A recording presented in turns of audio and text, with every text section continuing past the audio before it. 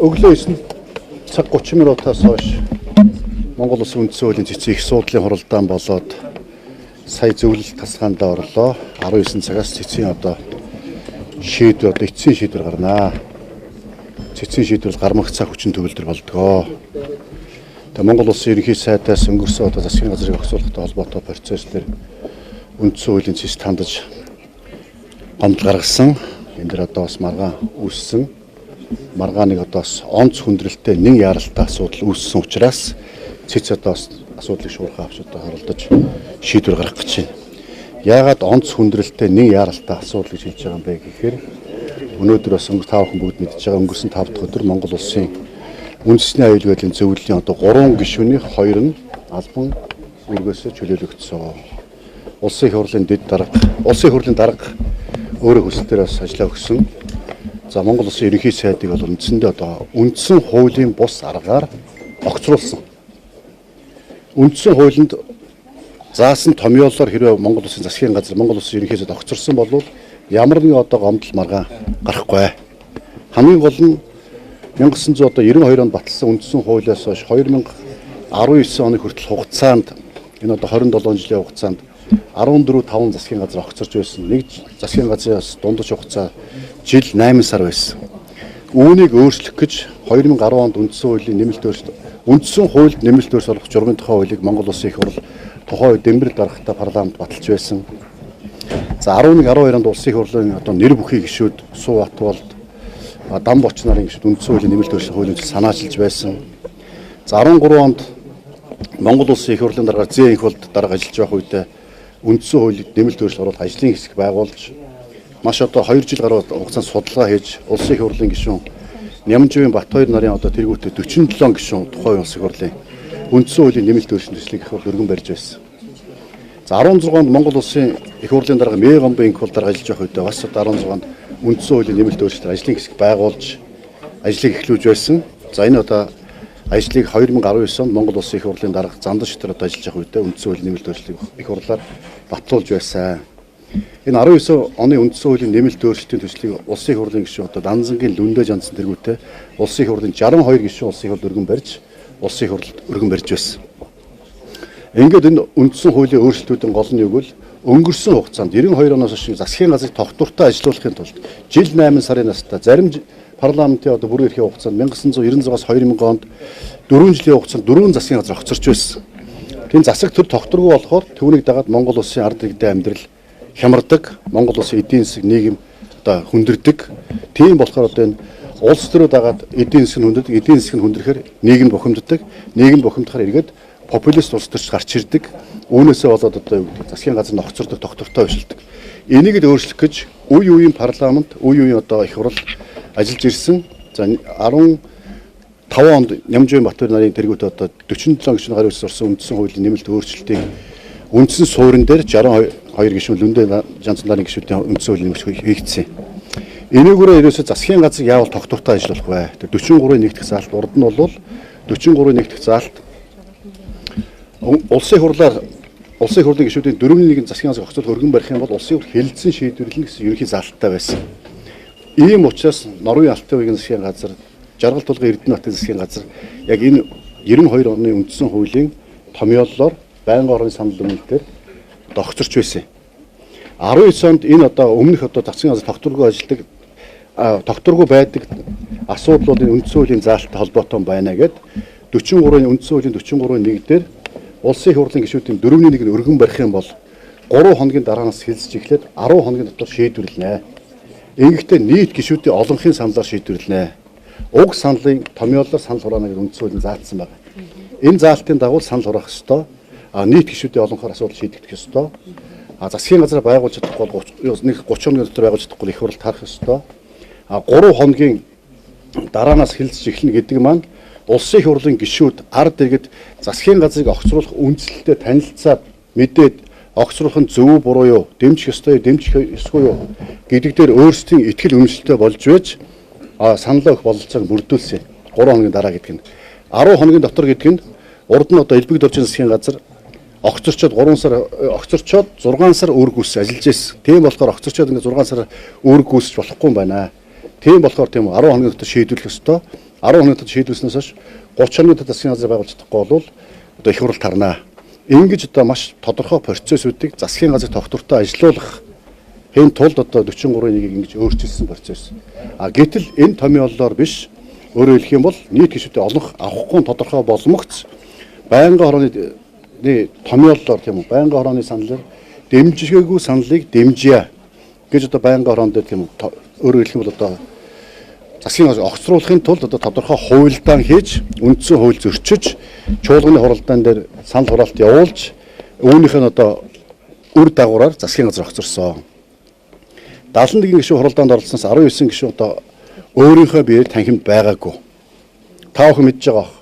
16-ны өдөр би процесс хийж дараад нэрээ за. Тэгээ 16-ны өдөр эрдсэнд орсон одоо Наран Туяа гишүүн 17-ны өдөр бие өвчтөг эрттэй байсан. Бэсэн гишүүн 16-ны өдөр эрдсэнд орчоод мөн одоо би бас эмнэлгээр явж исэн гэдгийг хэлж байсан.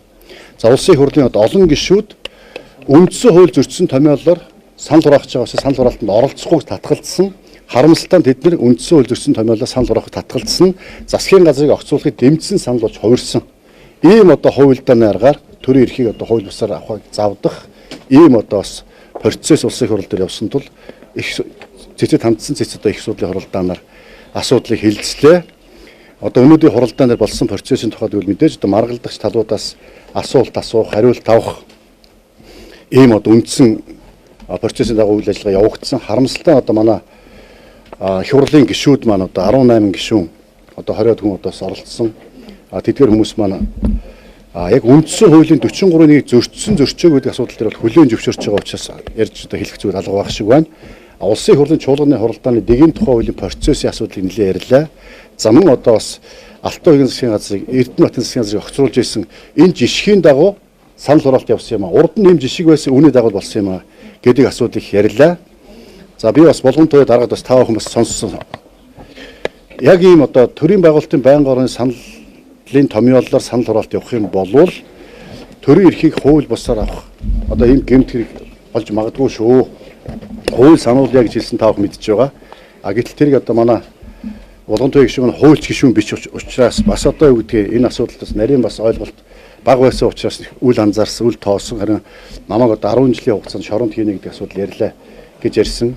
Энэ дэр би бас тийм зүйл болоогүй. Бид хоёрын хууль сануулсан асуудал болсон.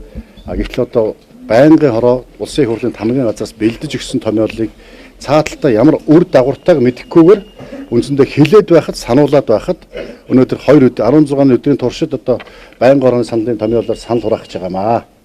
Байнгын хороонд засгийн газрыг огцруулахгүй санал гарсан шүү дээ. Огцруулахгүй санал гараад байх гэм засгийн газраа огцруулъя гэдэг юм яагаад хуралдаа ирэхгүй байгаа юм бэ? Орж ил огцруулахгүй гэдээ арчилдаа л гэдээсэн. Гэтэл яг ийм үр дагавартай байсныг одоо мэдчихсэн, үүнийг халахвчилж байснууд эндээс харагдаж байгаа. Энэ томьёолоор санал хураалтаа явагдаад үндсэндээ бол цэцэг одоо их суудлын оролцсон их хурлын одоо нарийн бичгийн даргыг одоо үг үсэггүйгээр одоо хуралдаан даргалагчийн одоо хэлэх үгийг бэлдэж өгдөгөө. Тийм учраас та одоо процессын хувьд энэ хүний хууль зөрчиж байгааг яг хэлж өгсөн үгүй юу гэж нэлээд олон зүйлийг одоо факт чек болгож асуулаа л да тий. Тэгэхээр их хурлын одоо их хурлыг чуулганыг удирдах байгаа хууль тогтоогч хүн ялангуяа энэ дэд дарга гэдэг хүн хэрвээ хууль зорчиж байгаа ч юм нүцтэй асуудал гарахад тухайн хүний бэлдэж өгснийг л уншаад сууж явах юм уу эсвэл өөрөө мэдрээд эсвэл ямар нэгэн байдлаар за энэ бол зөрчөөнтэй байна уу үгүй байна гэдэг хариуцлага хүлээх албан тушаал муу юм уу? За би бас урд нь таа хүн мэдэх байх. Төрийн байгууллагч руу жихэд өнгөрч байгаа юм шиг. Төрийн байгуулалтын байнгын орон дараа би ажиллаж байсан. Хууль зүйн байнгын орон дараа би ажиллаж байсан. Байнгын хорооны хуралдаан удирдах, чуулганы хуралдаан удирдах энэ бүгд улсын хурлын тамгын газраас тийм үү. Тэр хэлцэх асуудлын тов дараалал тийм үү. Бүх асуудлыг одоо дараалалаар одоо хэлцэх дарааллыг үг үсэг цэг таслалгүй тийм үү. Одоо та эрцээ хэлнэ. Нэг үрчлэн ингэж дуудана, ирсэн ирээгүйгээр нь дараад нь одоо ингээд эрц бүрд ирдлээ алхаа цохино. Түүний дараа хэлцэх асуудлаа танилцуулна. Хэлцэх асуудлын санал байна байхгүй алхаа цохино. Ингээд юм уу бүгд нь алхаа цохино гэдгийг бичдэг. Ингэж одоо бэлдэж өгдөг улсын хурлын тамгын газар бол хууль зөрчихгүй, хууль тийм үндсэн хууль болон бусад хуульд нийцсэн байдлаар одоо дэг дарааллыг бэлдэж өгөх үүрэгтэй. Энийн төлөө цалин авдаг, энийн төлөө төр тангараг өргөдөг. Энийн төлөө улсын хурлын гишүүдэд мэрэгжил арга зүй техник зохион байгуулалтын тусалцаа үзүүлэх ёстой байгууллага. Монгол улсын тийм үү их хурлаас болон Монгол улсын одоо хууль тогтоол зарлиг шийдвэр бүх юм үндсэн хуульд бүрнээ нийцэж явах ёстой. Хууль дээдлэх нь төрийн үйл ажиллагааны үндсэн зарчим байдаг. Тийм болохоор ерөнхийлөгчөөс ахуулаад их хурлын гишүүн сайд хэн болгон бол тийм үү Монгол улсын үндсэн хуульд нийцэж гарсан бус хуулийг л хэлбэрэлтгүү дагаж мөрдөх үүрэгтэй. Энэ үүргээ харамсалтай нь одоо тийм үү биелүүлэх тал дээр тамгын газрынхан бас жоохон хайхрамжгүй хандсан болов. За манай болгон туяа дэд дарга маань хуралдаа удирдах дарга маань юм уу сануулад хилээд байхад бас жоохон үл тоосон болов. Ерөөсөө одоо өнөөдөр өмгөөлөгчгүйгээр ирсэн бол та бас энийг юу гэж харж байна? Тэгээд үнэхээр одоо юу гэдгийг улсын их хурлын гишүүн болцохороо тийм үү улсын их хурлын гишүүдийн олон болцохороо ямар ч үндсэн хууль хамаагүй ямар ч үндсэн юм бус хууль тогтоомж хамаагүй ерөөсөө зорилгодоо хүрчээвэл тэр үндсэн хуулиа зөрчөөд байна уу бус хуулиа зөрчөөд байна уу зорилгодоо хүрчилээвэл гэдэг ийм хандлага байж болохгүй. Улсын их хурлын гишүүд тийм их том хүн биш ээ. Улсын их хурл гэдэг тийм үү энэ цэцэн дээр гараа суучт байгуулга биш ээ. Үндсэн хуулигаа нулимдаг байгуулга биш. Үндсэн хууль бол Монгол улсын дээд хууль, Монгол улсын эцэг хууль, Монгол улсын тийм үү их хурлын гишүүд өөрсдөө үндсэн хуулиа дээдлэн сахина гэж тангалга өргөдөг. Монгол улсын иргэн болгож үндсэн хуулиас дээдлэн захих ёстой учиртай. Гэтэл үндсэн хуулигаа нулимж жагаад ингээд зорилготой хүрэх гэж тийм олон хулж ивэл ялагч болж ивэл би хууль зөрчиг хамаахгүй ялагчийг хэн шүүдэггүй улсын их хурлын гишүүн бол тийм үү олон хул болж ивэл юу ч хамаагүй яаж шийдэж болно гэдэг ийм одоо зах замбраагүй эмх замбраагүй үйл явцыг бид таслан зогсоох ёстой. Энэ Монгол тийм үү Монголын ард түмэн төр төвшин түмэн олон амгалан байгаас гэж ярьдаг. Төр төмбөр ёс ямбар байх ёстой. Өнөөдөр тэгтэл тийм үү төрийн эргэлт ингэж тийм хууль бусаар үндсэн хуулийг зөрчих хийх гэсэн ийм орлогыг бас үндсэн хуулийн цэц таслан зогсоо байхад найдаж байна. Цэцээс ийм шийдвэр гарна гэж одоо бодож байна. Таны одоо ингээд өгж байгаа мэдээлэл цэцийг гарч байгаа шийдвэрийг бараг мэдээд байгаа юм шиг гарах шийдвэр тодорхой юм шиг л яриад байна. Харин чи бол тэгж хардж байгаа тий. Би чамд хариулчих тий. Чи угаасаа чамайг мэдэн штэ тий. Тийм болохоор за нэг юм асууя. Хуралд суусны хувьд ингэж асууя. Би юу тийм үү? Одоо өөр хүмүүс өнөөдөр өглөө та бүхэн бас нээлттэй явсан процесс харсан байх. Тий. Харсан байх тийм үү? За уучлаарай. Тий. За уучлаарай. Өнөөдөр тийм үү? Ингээд засгийн газар тал 10 минут үг хэлж яхад уул нь нөгөө тал 20 минут үг хэлнэ гэсэн боловч 30 минут үг хэлж байгаа. Энийг би бас хэлсэн. Та бүхэн одоо сонссон харсан хараагүй мэдэхгүй. Яагаад ингэж нэг талд нь 3 дахин үг хугацаатай үг хэлүүлдэг, нэг талд нь 10 минут үг хэлэхэд үг хэлэх хугацаа дуусах гэдэг шүү гэж сануулдаг. Энэ чинь шудраг ус байна. Бид нар ингэж тийм үү нэмэлт одоо тий нотлох баримт өгөө өгт нь одоо авахгүй байдаг. Тэгсэн мөртлөө нөгөө тал нь тийм үү нэмэлт нотлох баримт өгөө өгт нь өгөх юм байхгүй, өгөх юм байна өгт нь өгөх юм байхгүй. Хүсэлт гаргахад ийм хүсэлтээ чинь зааш хэлэлцэн шийдээ. Энэ одоо гомдол гаргаж байгаа юм байна. Гомдлын одоо зөвлөлт тасалгаанд орё гэдэг байдлаар. Одоо их хурлын гишүүд одоо бас нэлээд олуулаа ирдсэн бас тэгэл одоо юу гэдэг цэцэн гишүүдийг нэлээд сандарж байлаа шүү дээ. Би бас тийг хараад гайхсан. Үгүй чи цөөхөн ирсэн тийм үү засгийн газар нь жоохон тийм бөөрөлхүүд харагддаг. Олон олуулаа ирсэн их хурлын гишүүд нь тийм одоо хүчтэй харагддаг. Эн чинь шудраг ус байна гэдэг асуудлыг бас ярьсан, хэлсэн. Тэгэхээр хүн хүний харж байгаа өнцгөр байгаа. Яг чиний харж байгаа өнцөг бол арай өөр байхаа. Тийм болохоор чамайг би бидчнээс хэлсэн шүү. Чи бас зөв ойлгоорой. Гэрчээр дуудагдсан улсын хурлын гишүүн сайн зориг энэ хуралдаанд гэрчээр оролцох боломжгүй гэдгийг илэрхийлээд үдээс хойш хуралдааныг хаяад гараад явлаа. За гэрчээр дуудагдсан төрийн албан хаагч буюу улсын хурлын нарийн бичгийн дарга бол энд хуралд үргэлжлүүлээд оролцоод ингээ үйлдэлээ асуултанд хариулаад энэ процессыг та юу гэж харж байна? Тэг гэрчээр сайн зориг гишүүн төрийн байгуулалтын байнгын орон дарга сандаг очир гишүүдийг дуудсан юм байна лээ. Тэг гэрчийн суудал альва тийм үү шүүх хуралдаан та нараас бүгдээ л мэдэх бах.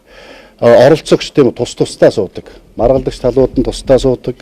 Гэрчүүд тусдаа суудаг. Өглөөжингөө бас тийм үү гэрчийн суудалтаа суугаач гэдгийг одоо хуралдаан даргалагч бас хэлж байсан, миний хөвч бас хэлж байсан.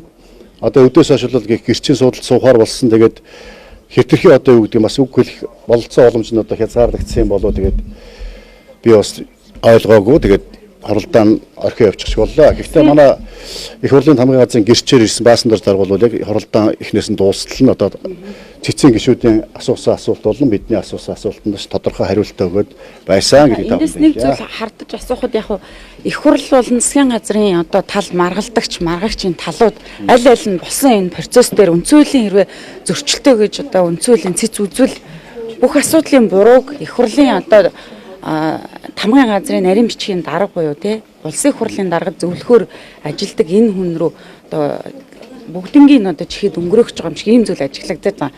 За тангараг өргөцсөн төрийн албаагч бол энэ хурлыг орхиж гарах хэрэг байхгүй. За улсын их хурлын гишүүн бол бүрэн эрэхтэй дарах хэрэгтэй учраас хаяа гарч ийн тий. Тэгэхээр энэ дээр бас нэг аль талууд нэг энэ төрийн албаагч руугаа одоо буруугаа чихэд өнгөрөх гэж байгаа юм болов гэсэн ийм зүйл мэдрэмж төрлөө л дээ. Харин улсын их хурлын гишүүн гэхээр одоо илүү эрхтэй юм шиг бас хандлага бас манай гишүүд маань гаргаж ирсэн би харамсаж байгаа. Адилхан Монгол улсын иргэн, Монгол улсын цэцэн юм адилхан л эрхтэй, адилхан үүрэгтэй. Харамсалтай одоо зарим гишүүд маань үүргээ биелүүлсэнгүй. Харин одоо төрийн албаагч баасанд орж бол яг үүргээ биелүүлээд гарлаа. За гэхдээ тийм үү.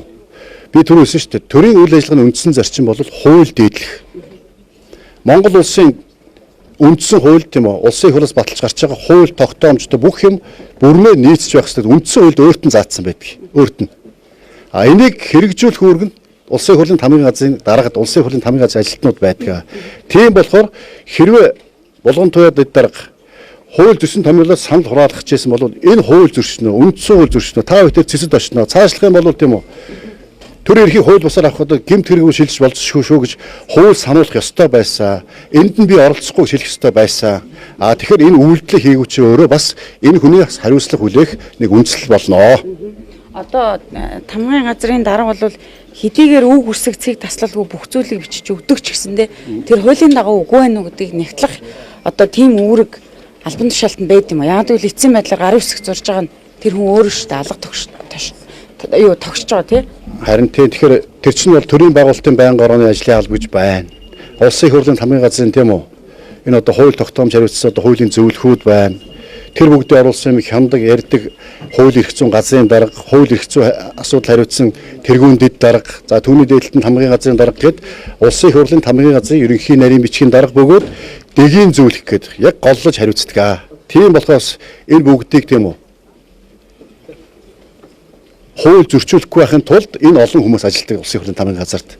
Бүгд одоо маш сайн хуульчид яагаад ийм алдаа гарцсан дээр би бас жоохон харамсаж байна, гайхаж байна. Одоо тэгвэл тэгээд тамгын газрын нарийн бичгийн дарга хууль зөрчөөд юу ч хамаагүй бичсэн байвал тэрийг дагаад явчих юм. Тэгэхгүй шүү дээ, мэдэн шүү дээ. Бүтэн аппарат ажиллаж байгаа юм чигээл. Харин тэр жоохон харамсалтай бас тий.